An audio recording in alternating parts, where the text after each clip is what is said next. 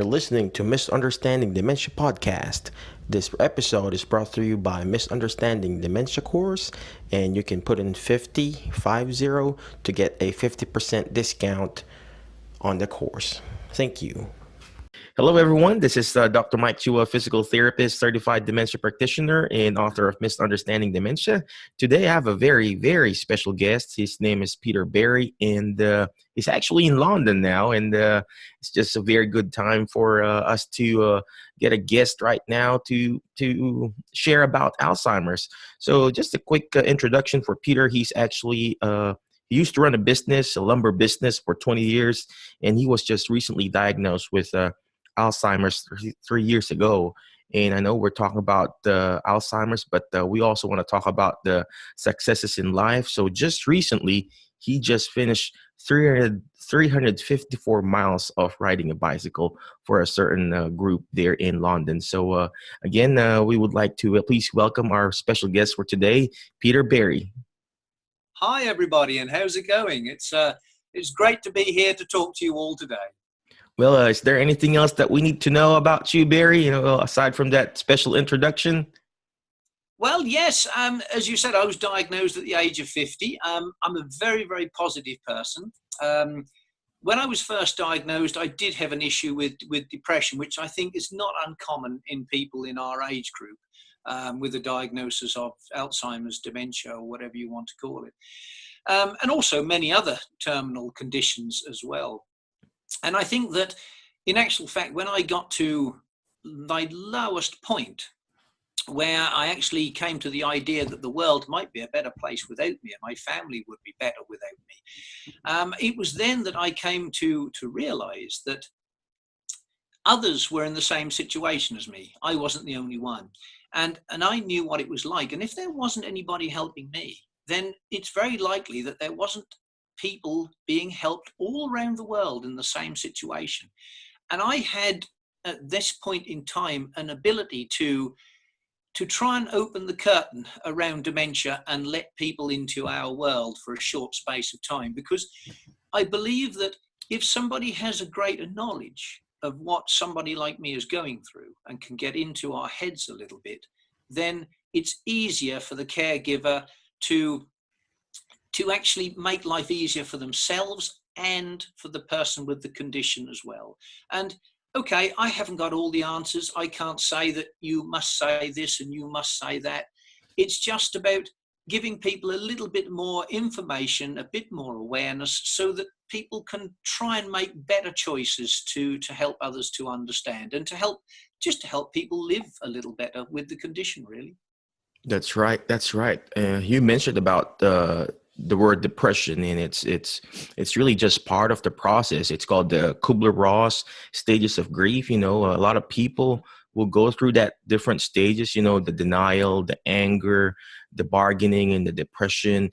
And the depression is part of the last two stages of that Kubler-Ross process. And if you are a patient or a caregiver right now who are feeling depressed, it's okay to feel that way, because that's really closer to where the acceptance is. And that's the last stage, acceptance.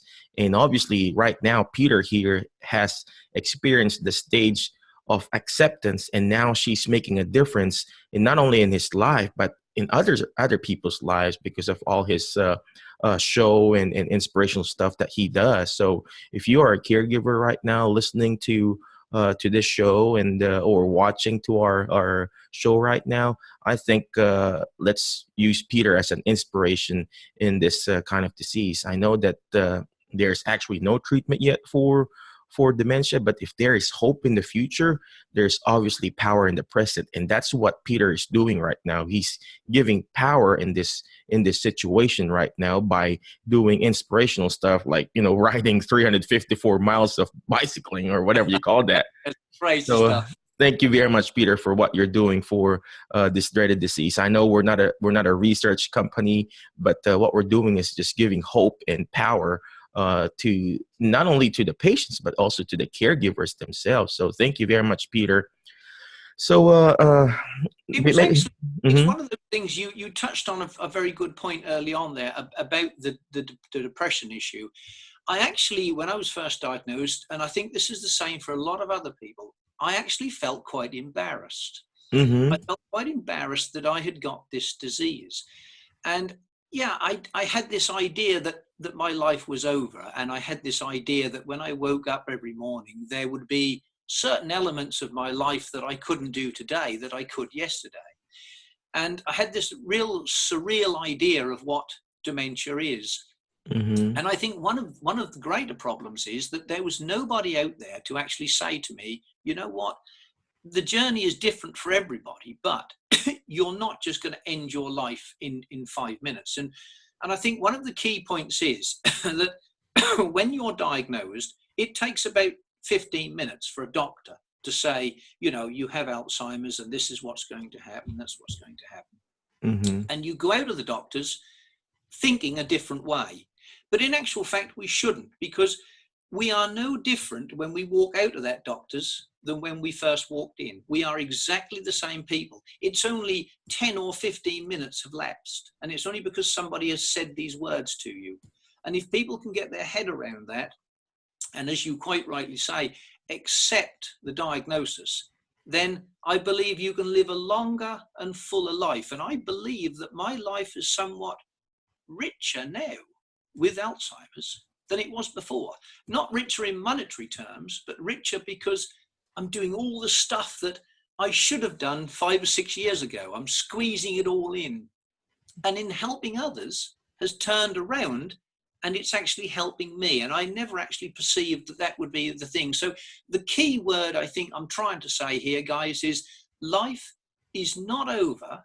It's just a bit different. And that's the key thing. That's what we've got to cling on to. Oh, wow. That is just so powerful, Peter. Very powerful. You know, life is, oh, how do you say that again? Life is not over. It's just a little bit different. Yep, Oh, life's not over. It's just a bit different. And you we've know, got to adjust accordingly. I've come to the great realization that if there's a problem, we mustn't focus on the problem. We have to focus on solutions. And once you've found a solution, the problem is not really there. Now, I know that dementia is a very complicated disease, but I believe it is mhm. surrounded by simplicity. Oh, And wow. what we all do is we try to dive straight into this complicated, messy bit and work it all out. Mm-hmm. If we dealt with the simple bit around the outside, okay, you won't cure the complicated mess, but you will make the complicated stuff so much less complicated. And that's why I cycled across the country, because I can cycle. I can't read, I can't write anymore. Uh-huh. There's so many things that I can't do, but cycling is something that dementia is not in control of. So we have to focus on the I can do's and not the I can't do's. And that is a paramount thing. And one thing I know I rattle on, but there's so many things to say. But You're one thing fine. I did do, and I think everybody should do this at some stage, I sat down one day and I drew up a list of all the things that dementia has taken away from me since diagnosis. And that was quite a long list. I then also drew up a list of all the things that I had achieved since diagnosis: getting Mm-hmm. over depression, cycling, and achieving things like using technology. And do you know, I came to realize that my can do list was bigger than what dementia had taken from me. So That I is so true. take from dementia. Now, that's key thing, and I think everybody should have that chance to just puff their chest out and say, I want to live, and I want to leave my dementia sitting at home twiddling its thumbs while I go and do the stuff that I want to do. Amazing. Amazing, Peter. Peter is just such an inspiration. Not just right now, I'm being inspired right now that there's still really hope. And I really like what you said. I actually wrote it down about the solution thing that you mentioned, you know. And I want to just share this again to our listeners that if you are not part of the solution, you're actually part of the problem. Hmm. And if you're not finding that solution to it, you're just making this dementia worse. And look at this, Peter. What Peter is doing right now, his to do list has been more. He's accomplished more than when he was, you know, living, you know, open and close quote normally. And he's done a lot more now. And I think, you know, if you're a dementia patient right now, and if you're a caregiver right now, all this test that you're going through is actually a testimony for other people. And this is what Peter's doing right now. He's being a testimony for other people because of this test that he's going through. It's not an easy test. It's actually a very hard test. Imagine your brain is shrinking of all this Alzheimer's issue and dementia, and he's making it as a testimony. Who would have thought a how young are you now, Peter? I'm 53? 53 now. I shall be 54 this November. Oh wow, happy birthday advance. Who would have think a 54 year 1964? Yeah. Oh wow, it was fast, right? Well, anyway, who would have think a 53-year-old Alzheimer's dementia patient who can ride 354 miles of bicycling? I mean, he mentioned already he cannot read, he cannot do other stuff, but he focuses on what he can really do. And that's what we want to focus on as a caregiver or as a dementia patient. We want to focus on the good. We want to focus on your strength, and not to disregard the weakness, but making sure to focus on your strength. And me as a physical therapist, if we have stroke patient and one side is weak and the other side is strong, we don't focus on the weak side. We don't tell the patient, oh, your right side is just weak, we'll just leave you alone. No, we make sure that the other side, the right side or the stronger side, and we make it stronger. And this is what Peter is doing. He's focusing on the good. He's focusing on the best, because if you focus on the good, guess what? You're gonna achieve more. So that's our challenge for today, Misunderstanding Dementia listeners, and use Peter as an inspiration.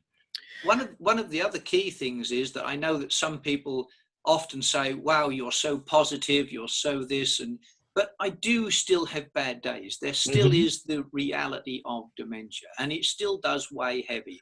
And okay, we can sit here and paint a wonderful picture, but it sometimes it's okay not to be strong. Sometimes it is okay just to, I don't know, have a tearful day, have a day where, because I can't be positive all the while, but I have found, and I've learnt this myself, that as a man who originally provided for the family, I was the hub and the wheel rotated around me. I was the head of the household. And I found that if I'm down and if I have a couple of days where I'm not really myself, it ripples out to the whole family, and the whole family is down, and it's not a good place. But very often, if a family can see that the person with the condition, I don't like using the word sufferer, we'll call it the person with the condition, is doing pretty well okay, then everybody else seems to cope a little bit better as well. And we don't think to the future too far. We don't plan too far ahead. We just say, well, maybe we'll do this tomorrow if we feel like it. If we don't feel like it, hey, it doesn't matter, we won't do it. It's fine if we do it, and it's fine if we don't. Because if you don't have a plan, it can't go wrong. That's right. That's one thing. It is difficult for people like me to, I suppose, to try and get people to understand where we're at. And it is a very much here and now lifestyle. It's very much, you never really know what's going to happen tomorrow. And in actual fact, you get so that you're not really too bothered. You're like a plough horse with blinkers on. You're just focusing straight here, and there isn't much else going on around. And I did cycle across the country, but I couldn't have done it without assistance. I needed guidance. And I had some wonderful people who assisted me across there, but I still achieved it. And it was still, really and honestly, it was dementia 0, Peter 10. So, awesome. So that's the score on that one. Some days it's Peter 0 and dementia 1, but that doesn't happen very often. I don't let that happen. It's very often an even keel, or I'm on top, one of the two. Amazing. You're such an inspiration, Peter. I really like what you said about failing and being negative sometimes. And I just wanted to encourage everyone that, failing and getting weak or forgetting something or not doing anything is actually not a person. It's not Peter. It's just an event. So whatever you're going through, caregivers or dementia patients out there, whatever you're going through, when you're failing and when you're falling and when you're making mistakes, it's not about you. It's just an event, because failure is just an event. It's not a person. So it's not how many times we fail or we fall or we get sick or if we forget something as a dementia patient or make a mistake as a caregiver. It's how many times we get up and do this all over again. And this is what Peter's doing.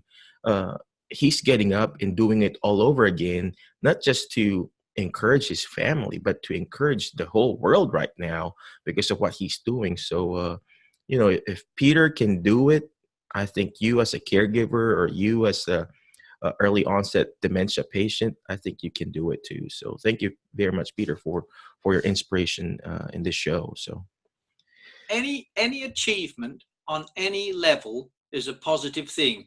And I'll give you a little tip here, guys. And this is something that I learned from my grandfather, who was in the army. Okay. He said to me, he said, when you get up in the morning, he said, the first thing you do is you make your bed.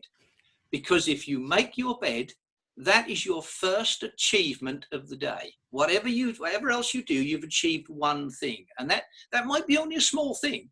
But do you know what? When you've made that, you look at that and you think, yeah, I've done that. And then what else can I do today? If you just get out of the bed and just leave it as a mess, then everything doesn't seem to go right. Now, that might seem silly to some people, but you know what, guys? Try it, because it does actually work. An achievement on any level is... And my idea of cycling across the country was to inspire others to go gardening, go walking, go cycling, to do anything they want to do, play tennis or any sort of sport, just to get out and have the opportunity to leave their dementia at home like I do. Just have the opportunity to achieve. Don't worry about what you can't do tomorrow. Just focus on what you can do. Now, here's another great tip. My memory is very bad, and I try and use technology to help me. mm-hmm. So the other week, my wife had a birthday, and I knew very well that if I hid her present away, I would never find it. It would be gone in the abyss for a long while. Uh-huh. So I came up with this idea of using my iPhone as a visual memory. I put the item in the drawer. I took a photograph of it in the open drawer. 3 weeks later, or fortnight later, I wanted to find it. I didn't know where it was. I went to my iPhone. I found the photograph. That's where it is. Picked it up, deleted the photograph. So again, there was a problem. I found a solution, no problem. So, and I know that people in later stages of dementia can't always do that, but there's so many other things. There's other stimulants, there's coloring, there's puzzles, there's all sorts of things that people can do.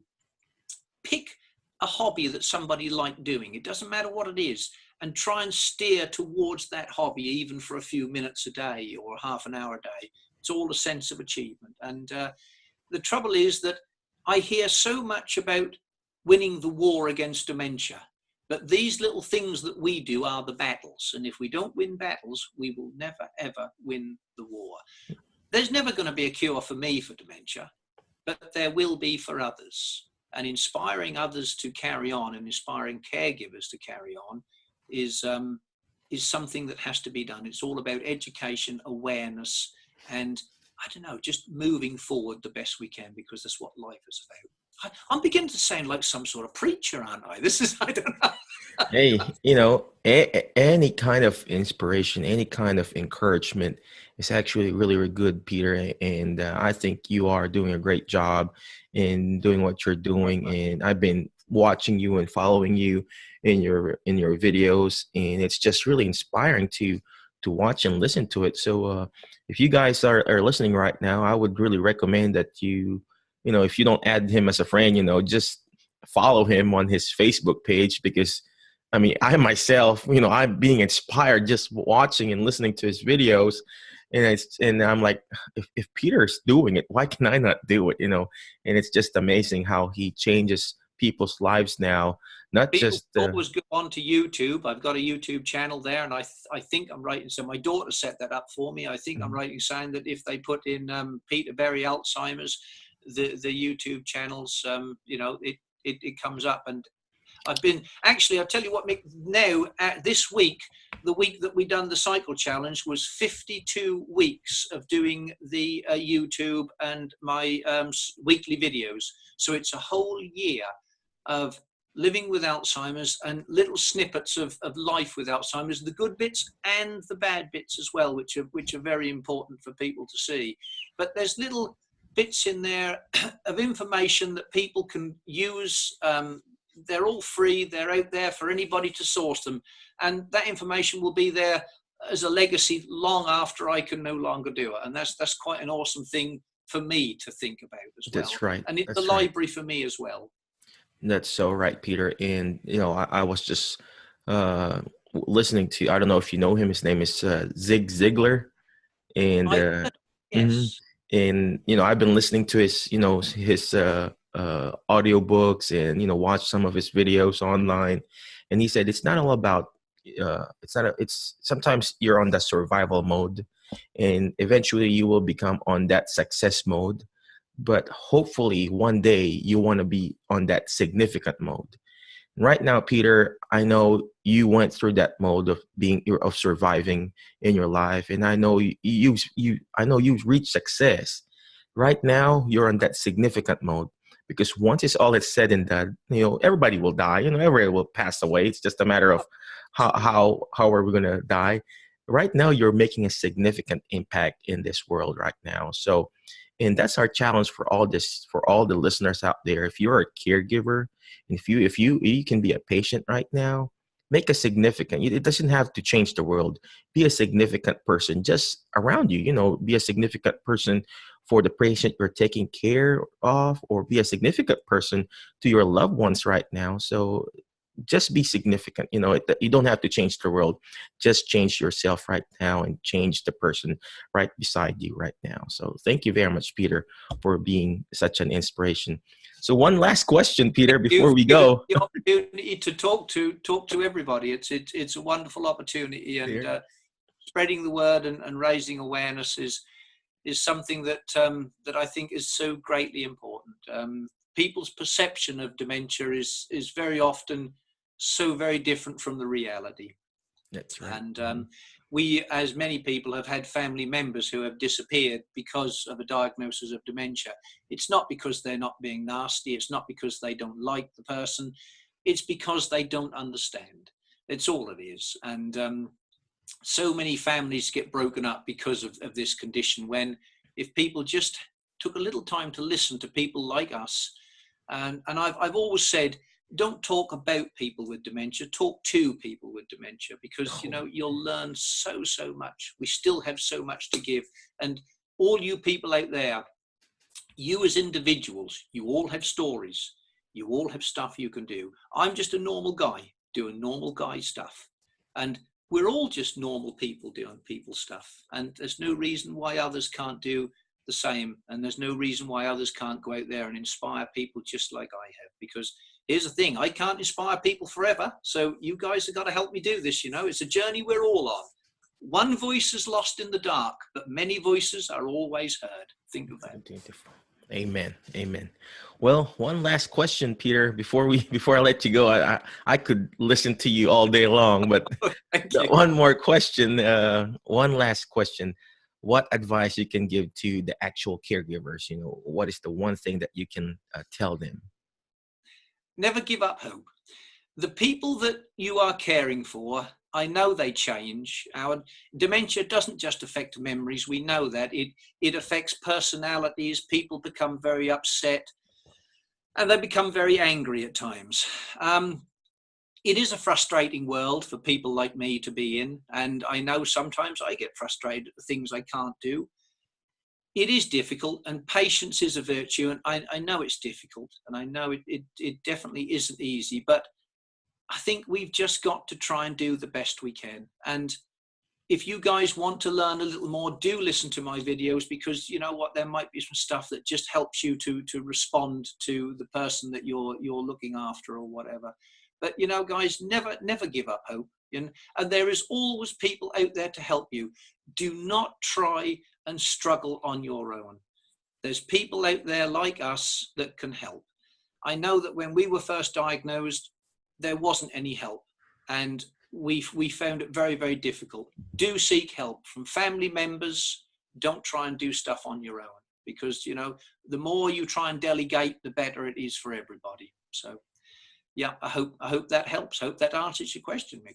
Excellent, excellent, Peter. I'm just inspired right now to do what we need to do for this population. So, again, thank you very much, Peter. I really appreciate you, and continue to do what you're doing, and continue to be significant not only for your family but for the whole world. So, we really appreciate you, Peter.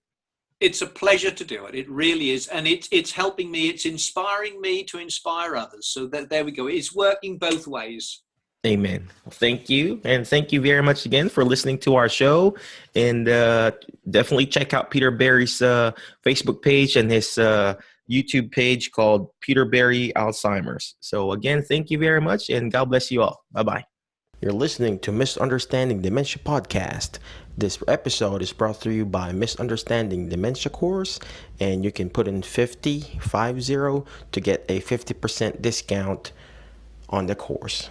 Thank you.